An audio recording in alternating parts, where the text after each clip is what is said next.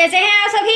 I hope अच्छे होंगे, right. चलिए, मैं योगिता प्रजापति यूट्यूब चैनल पे आपसे बच्चों का स्वागत करती हूँ और आज मैं आपके लिए लेके एक्सरसाइज 4.3 का क्वेश्चन नंबर 9 जो कि इंपॉर्टेंट है, तो प्लीज ध्यान समझिएगा और साथ ही लाइक शेयर करना मत भूलिएगा। ओके बच्चों, आइए स्टार्ट करते हैं।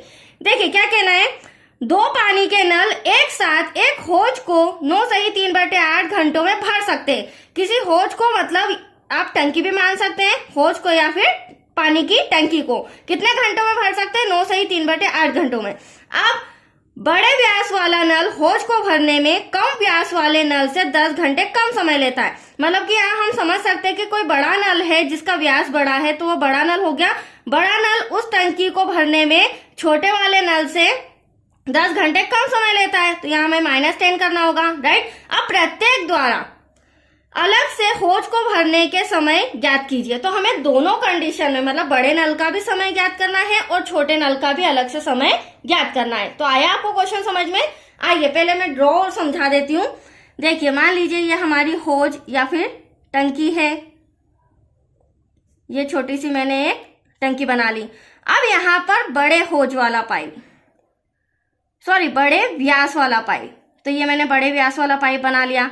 एक हम यहां पर बना लेते हैं छोटे व्यास वाला, ये देखिए, ठीक है। अब कहने का मतलब ये है, बड़े व्यास वाला नल हौज को भरने में कम व्यास वाले या छोटे व्यास वाले नल से 10 घंटे कम समय लेता है। तो यहाँ पर हम जो छोटा वाला नल है ना बच्चों, उसे हम क्या मान लेंगे? x, right. और बड़े वाले नल को फिर हम क्या करेंगे? x - 10। ऐसा क्यों कर रही हूं मैं?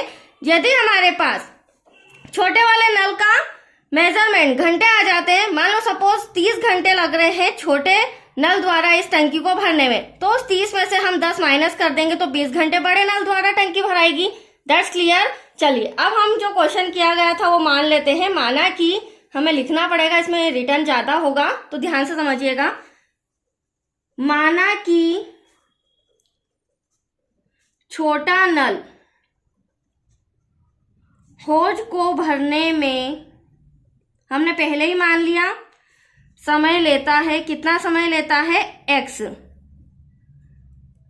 समय लेता है x घंटे, ठीक है। उसी प्रकार इसीलिए बड़ा नल हौज को भरने में, अब हम बड़े नल का निकाल लेते हैं, ठीक है। तो बड़े नल के लिए x - 10 आ जाएगा। तो बड़ा नल हौज को भरने में समय लेगा, तो यहां हो जाएगा x - 10। तो यहां तो कोई डाउट आपको? चलिए आगे बढ़ते हैं। अब इन दोनों छोटे बड़े नल का तो हमने देख लिया। अब दोनों नल द्वारा, ठीक है, दो पानी के नल है, दोनों नल द्वारा कितना समय लग रहा है? 9 सही 3/8 घंटे। तो अब दोनों नल द्वारा भी हम निकाल लेते हैं। तो दोनों नल एक हौज को भरने में समय लेता है। तो कितना समय लेता है? 9 सही 3/8 घंटे। अब इसे हम सॉल्व कर सकते हैं। कैसे सॉल्व करेंगे? 8 × 9 = 72 और 72 को ऊपर 3 में ऐड करेंगे बच्चों, तो 75 हो जाएगा, डिवाइड में 8। यहां तक कोई डाउट आपको? ये हमने माना और ये हमने जो दी इंफॉर्मेशन दी थी वो लिख लिया। बट यहाँ पर आप ध्यान से समझिए, ये जो मैंने रिटर्न किया है ये टोटल घंटे हैं, ठीक है।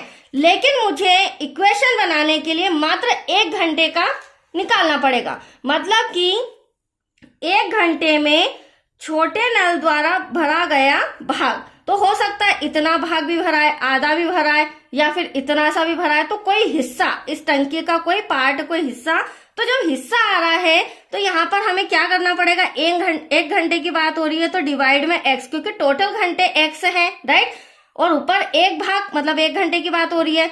यहाँ पे भी हमें क्या करना पड़ेगा?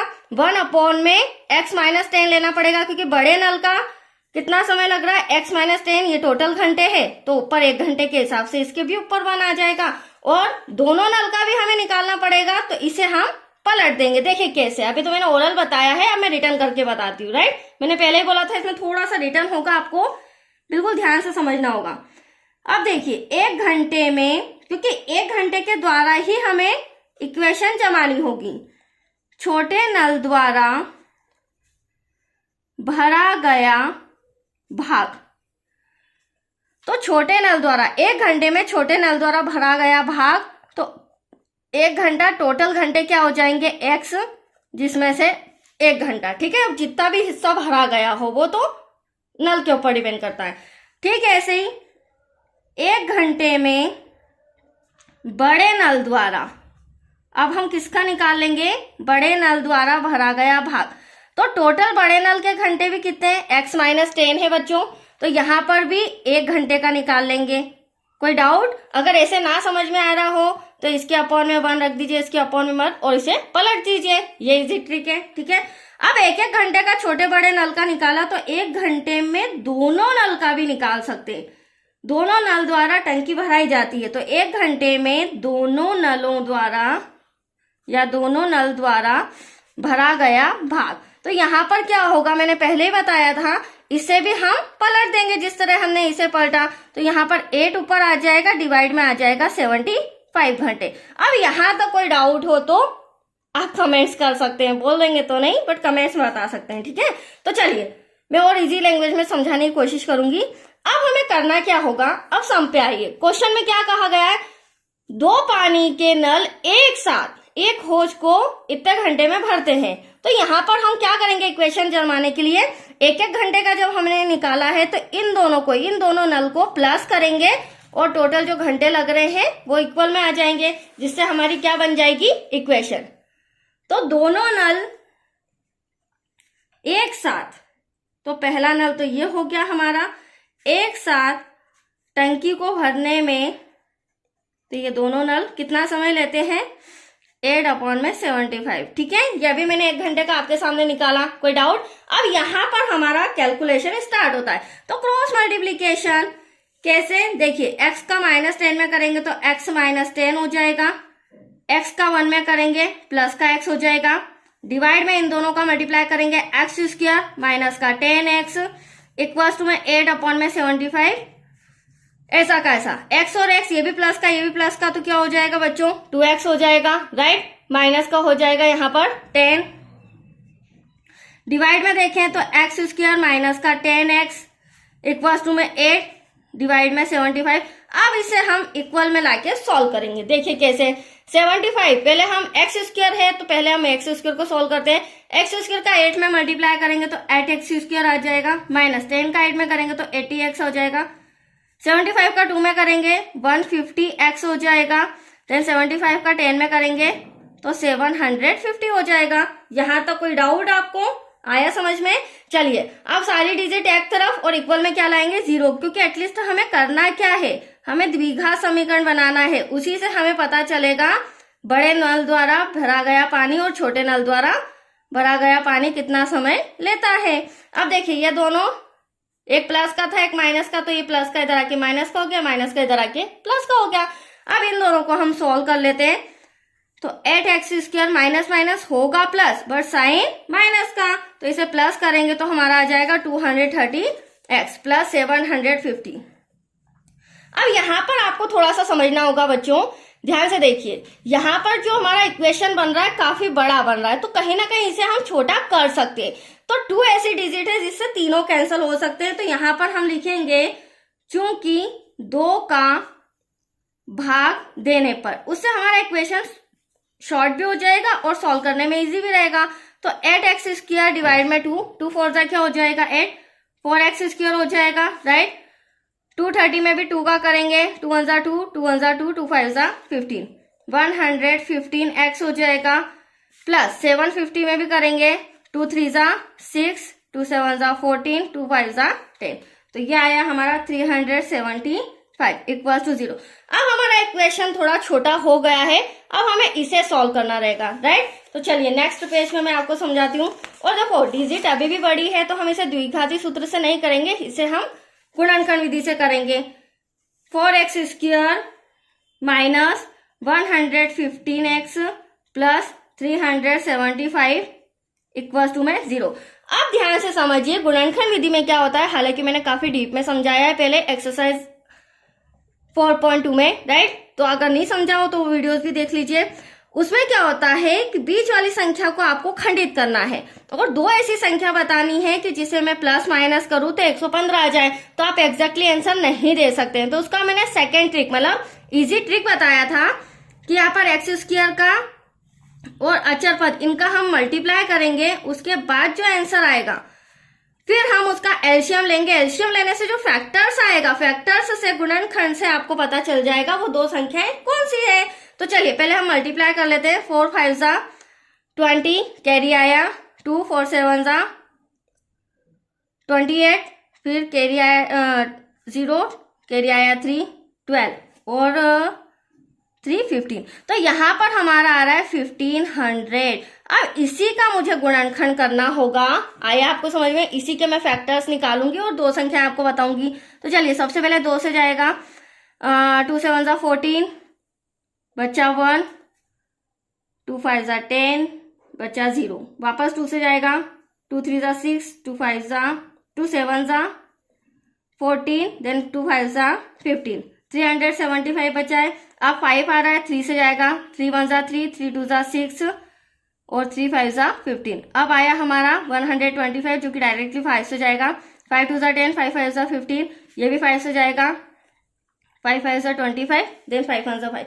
अब ये जो आपको फैक्टर्स नजर आ रहे हैं इससे हम वो दो संख्याएं पता करेंगे। तो ध्यान से समझिएगा, हालांकि मैंने पहले ही कर रखा है, आपको थोड़ी प्रैक्टिस करनी होगी। आप देख सकते हैं यहाँ पर 5 5 जा 25 बच्चों, 25 2 जा 50, देन 50 2 जा 100। तो 100 तो मेरा आ चुका है। मुझे क्या चाहिए 15। तो यहाँ बहुत ही इजीली आपको 5 3 जा 15 नजर आ रहा होगा। प्लस करके मैंने 15 भी ले आया। तो ये फैक्टर्स हमें इजीली मिल चुके हैं। तो आया आपको समझ में? इसी तरह आप सभी सम सॉल्व करेंगे तो आपको प्रॉब्लम्स नहीं आएगी। चलिए फर्स्ट कंडीशन में हमें क्या करना है, ब्रैकेट लगाना है। तो क्या हो जाएगा 100x प्लस किया है हमने रफ में और 15x ब्रैकेट क्लोज प्लस 375। ये सारी चीजें ऐसी की ऐसी मैंने बोला था बीच वाली संख्या का फैक्टर होगा। नेक्स्ट स्टेप में हम ब्रैकेट सॉल्व करेंगे। तो ब्रैकेट सॉल्व करने पर क्या आ जाएगा, माइनस का चिन्ह है तो ब्रैकेट के अंदर का साइन चेंज हो जाएगा। Plus 375 equal to 0। अब यहां सबसे इंपॉर्टेंट है कॉमन निकालना। ये फर्स्ट टर्म, ये सेकेंड टर्म। तो हमेशा ध्यान रखिएगा फर्स्ट कंडीशन में XYZ आता है और साथ में छोटी डिजिट भी आती है। तो छोटी डिजिट आपको 4 नजर आ रही है तो 4x। हाँ, कॉमन ऐसा निकालना कि हम मल्टीप्लाई करें तो वही संख्या आनी चाहिए। 4x बाहर तो एक x अंदर, क्योंकि 2x थे, एक बाहर एक अंदर, मल्टीप्लाई करेंगे 4x स्क्वायर माइनस 4 में क्या मल्टीप्लाई करें 100 आ जाए तो 25 4 जा 100 होता है। और x तो यहाँ से बाहर आ ही चुका है तो हमें x यहाँ पे लिखने की जरूरत नहीं है। That's clear. माइनस अब यहां से भी मैंने आपको बोला छोटी संख्या लेना है तो 15 छोटी है, बट हमेशा ध्यान रखिएगा बच्चों सेकेंड कंडीशन में, सेकेंड टर्म में कभी भी XYZ कॉमन नहीं आता है। That's clear. तो यहाँ क्या हो जाएगा हमारा 15 कॉमन हो जाएगा। 15 में क्या मल्टीप्लाई करें 15x तो x का कर दिया। साइन का भी ध्यान रखना, ऐसा नहीं ऊपर प्लस है तो यहाँ लिख लिया, नहीं, प्लस लाना है तो माइनस में क्या मल्टीप्लाई करें माइनस का, तो माइनस माइनस प्लस। 15 में क्या मल्टीप्लाई करें तो 375। तो अगर आपको कंफ्यूजन हो तो यही ब्रैकेट्स आप यहाँ लिख देना तो आपका कंफ्यूजन दूर हो जाएगा। मतलब कि 15 में 25 का मल्टीप्लाई करेंगे तो 375 आ जाएगा, राइट। क्योंकि हमें दोनों ब्रैकेट्स सेम चाहिए, गुणनखंड विधि का ये रूल है। अब इन दोनों में से मैंने एक कॉमन ले लिया, एक इसमें और एक इसमें से। अब ब्रैकेट के बाहर 4x माइनस 15 है, इसे ब्रैकेट के अंदर ले लेती हूँ इक्वल टू 0। अब ऐसा क्यों किया, क्योंकि मुझे कंपेयर करना है 0 से और x लेके आना है जो कि हमारा छोटा नल हमने माना था। तो 4x माइनस 15 इक्वल टू 0। अब माइनस का 25 उधर जाके प्लस का हो जाएगा तो दैट्स योर आंसर। एक आ चुका है। माइनस का 15 उधर जाके प्लस का हो जाएगा। इसे और आगे सॉल्व करें तो n2 का 4 कहाँ आ जाएगा, डिवाइड में। अब ये डिवाइड में आ रहा है। अब आप कंफ्यूज हो रहे होंगे दोनों में से कौन सा आंसर, तो वो मैं अभी आपको क्लियरली बताती हूँ। बट पहले हम समझ लेते हैं छोटे नल को मतलब छोटे नल को हमने क्या माना था x और बड़े नल को माना था हमने x माइनस 10। वो पहले मैं रिटर्न कर लेती हूँ, फिर दोनों आंसर में से कौन सा आंसर मान्य रहेगा मैं आपको बताती हूँ, ठीक है। तो चलिए, छोटा नल होज को भरने में समय लेगा x इक्वल टू, राइट। अभी आप देखिएगा इसका आंसर क्या आता है। बड़ा नल होज को भरने में समय लेगा, तो इसे हमने माना था x माइनस 10। वैसे तो मेरा आंसर 25 ही आ रहा है, बट कुछ बच्चों को कंफ्यूज होता है मैडम ये वाला आंसर क्यों नहीं। तो देखिए 4 का जब मैं 15 में डिवाइड करती हूँ तो 4 3 जा 12, बचा 3, पॉइंट लगाया, 0 बढ़ाया, 4 7 जा 28, बचा 2, पॉइंट है 0 लगाया, 4 5 जा 20। अब आप ही मुझे बताइए अगर मैं ये वाला आंसर लेती हूँ कि 3 सही 3 पॉइंट मतलब 3.25 घंटे लग रहे हैं समथिंग, तो उसे अगर मैं 10 में से माइनस करती हूँ, सपोज मैंने 3.75 को 10 में से माइनस किया, तो मेरा आंसर तो माइनस में आ रहा है बड़े नल का, जो कि माइनस में कभी भी घंटे नहीं आते हैं, राइट, हमेशा धनात्मक प्लस में आते हैं। तो ये वाला आंसर हम नहीं लेंगे। आया आपको समझ में। तो यहाँ पर हमारा x इक्वल टू हो जाएगा 25, और यहाँ पर छोटे नल द्वारा 25 घंटे लगते हैं, तो बड़े नल द्वारा ओनली ऑन 15 आवर्स लगेंगे, 15 घंटे लगेंगे। तो आया आपको समझ में। यहाँ भी लिख देते हैं। बहुत ही अच्छा सम था, कंप्लीट हो चुका है। ओके बच्चों, तो आज के लिए इतना ही। Thank you.